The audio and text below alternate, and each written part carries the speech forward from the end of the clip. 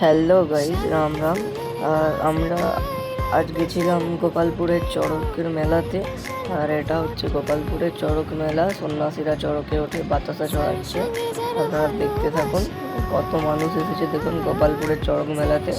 অনেক দোকানদানিও বসেছে আর সবাই খুব মজা করছে। দেখুন বাতাসা কত কত বাতাসা চড়াচ্ছে। আর দেখতে থাকুন, এই দেখুন সন্ন্যাসীরা কীভাবে উঠছে আর বাতাসা ছড়াচ্ছে দেখুন। আর এরপরেই একটা সন্ন্যাসীকে দেখলাম, যেন মনে হলো তাকে দেখে যে আমরা চড়ক দেখতে এসে দুটো জিনিস দেখলাম, এক চড়ক ঘোড়া আর দুই হচ্ছে জিমনাস্টিক। এই দেখুন এই দাদুটাকে দেখুন, অরেঞ্জ কালারের যে ধুতি পরে উঠেছে, সে জিমনাস্টিক দেখাচ্ছে। ভালোই লাগছে, বেশ একসাথে দুটো দেখা হয়ে গেল, চড়ক আর জিমনাস্টিক।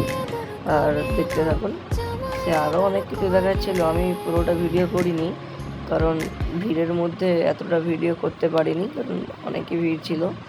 আর তারপরে দেখি এখানে বক্স বসেছিল আর সেখানে একটা নতুন রকমের নাচ। আর সেখানে কিছু ছেলে হেলমেট ডান্স দেখাচ্ছিল। আমার তো মনে হয় এটা হেলমেট ডান্স। আপনাদের কি ডান্স মনে হয় একটু কমেন্টে জানাবেন।